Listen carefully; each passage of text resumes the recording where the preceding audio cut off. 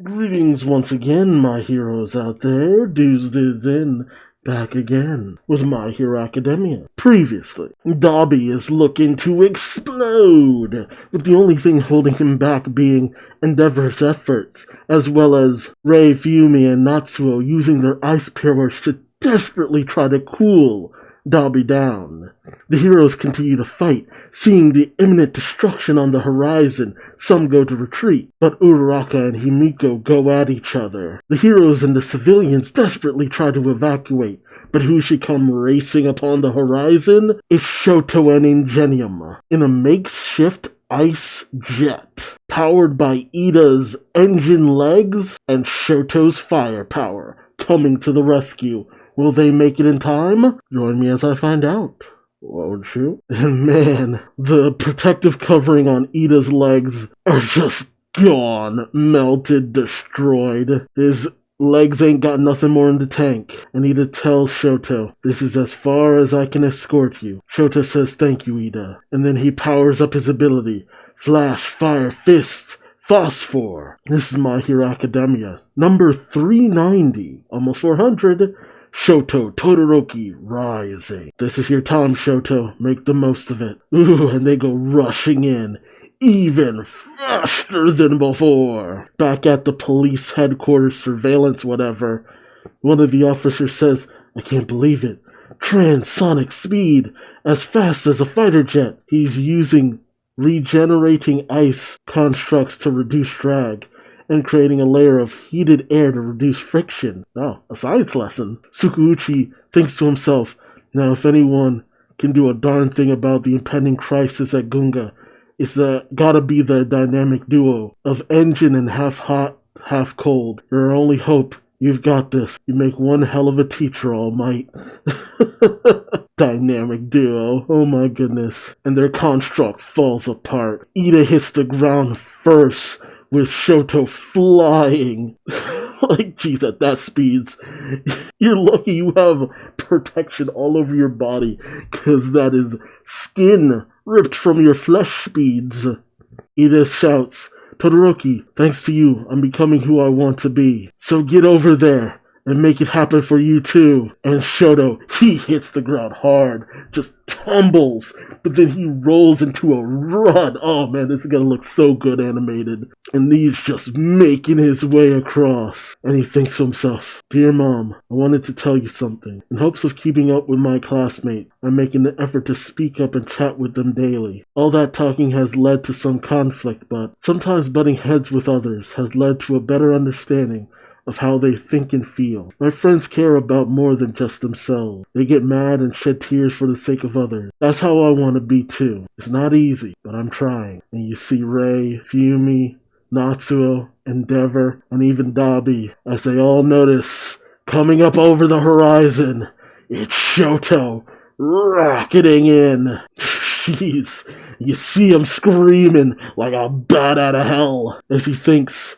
it's like everything is flapping around upside down. Oh, is this Dobby thinking this? It's like everything is flipped around upside down. My origin as Toya and Dobby. If it was so simple a thing. If only we butted heads like this sooner. And he imagines seeing his brother when he was a little kid coming at him, trying to throw a punch. Dobby thinks, there are still arguments I want to have and things I want to say. And Dobby opens his mouth and uses great glacial anger. It's like a wave of ice comes bursting out. All of it caught on camera.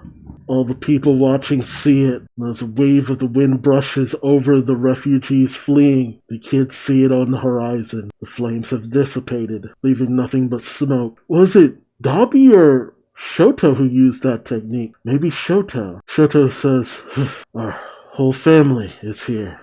Well, not great, but maybe it's for the best." And jeez, yeah, it had to be Shoto. Yeah, you see everyone on the ground surrounded by ice. What is essentially Dobby's corpse on the ground. If there's any life left in him, it's barely there. And Shoto says, "Because my great glacial aegis alone might not have been enough to stop this." So it's only because he had everyone else putting in their ice powers too that they were able to put an end to this. Shoto says, "Ever since finished round 1 back there. Toya's fire just kept growing. Fuyumi says, "Oh, Shoto." Shoto says, "He reached uncharted territory where I cannot tread. Maybe. I was never actually the masterpiece creation." While Dabi ekes out, "You all, die already. Dad, you scum. Just die. You all, and me too. Drop dead." Natsuo thinks to himself, he's freezing from the inside? Toya, my big brother. Yeah, so it wasn't just that. I think it was a little bit of Dabi's own power coming to the surface too. Natsuo asks, well now, all that awaits us is pure hell. And Endeavor comes inching towards Toya on the ground saying, "Toya, I'm sorry. I'm sorry I never made it to Sakoto Peak." And Dabi continues saying, "Hate you all. Hate you, Dad. The whole family too." And Endeavor says, "Go on, really. Let me have it. Keep it coming. Ray, I'm sorry for pushing you to the breaking point. Fuyumi, I'm sorry for leaving you to pick up the pieces. Natsuo, I'm sorry for neglecting you like I did. And Shoto, I'm sorry." Meanwhile, Toga looks to where Dabi was, remembering his words from where she left her family home, where he said, "Let's smile. Himiko Toga. Smiling is why we live our lives." And Toga thinks, "Toya, have you managed to smile?" As the twice clones pile on Uraka, who still has determination in her eyes. I really do look forward to seeing this animated, because I think with the combination of the movement, the voice acting, the music, the sounds, and just a little bit more clarity in terms of what was actually happening in certain cases, this will really do a lot. It didn't quite get me emotional, just because I really do feel like this is the way it needs to end. Because I don't think Dabi should get what he wants in the end, and what he wants is to die. I think a lot of what he's done came with the caveat of he wants to die at the end of all of this. He wanted to take himself out. And I don't think he should get that. I think he should be forced to live with whatever time he has left, knowing he failed. And also kind of stand as a reminder of everything that Endeavor did. You know, for all the bad things Endeavor did, Toya chose to do terrible things too. Like, for all the things you could say about Endeavor, Toya chose to become a murderer. All to get back at his dad. Yeah, his dad deserves a raking across the coals, but to do the things that Toya did, just to heap it all upon Endeavor? No. Toya needs to answer for what he's done to some capacity. And basically wrecking his body is the least of it. He brought a lot of this on himself too. But it's also true that his family neglected him. Endeavor was too forceful.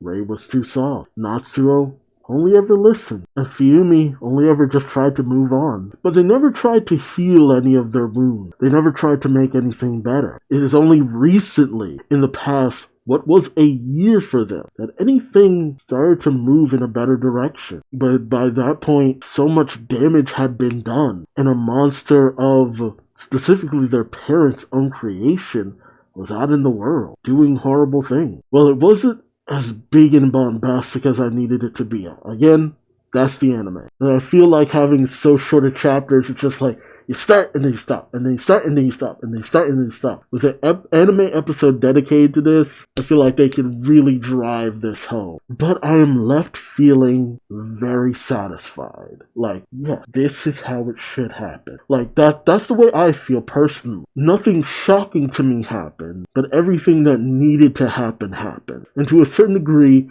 I personally want to believe that, whether by his will or a deep desire, or just involuntary, even Toya, Dabi's own powers, worked against him in the end. Those ice powers coming to the surface added to everything else. It was a family effort. Even, you could almost say, even a part of Toya was working against Dabi in the end. That's what I want to believe. And if maybe the anime emphasizes that and confirms that, I'll be even happier. But for me, this should be the end of Dabi. This is the promise fulfilled when the family came to Endeavor's hospital bed. When Ray visited Endeavor and they all said, we will take care of Dabi as a family. This is what I was waiting for. Got it? A work. Not A+, but A. But let me know your thoughts in the comment section below. Are you satisfied with Dabi's finale? Would you have preferred him to die? Would you have preferred him to take Endeavor with him? Do you think it should have been Endeavor and Ray who went out with Dabi? Let me know how you feel in the comment. Also, like and subscribe if you enjoyed the ride. That way you don't miss out on more My Hero Academia. And until then, I've been Duuz-Diz-Din. Thanks for watching and I hope to see you in the next one. Take care. Bye-bye.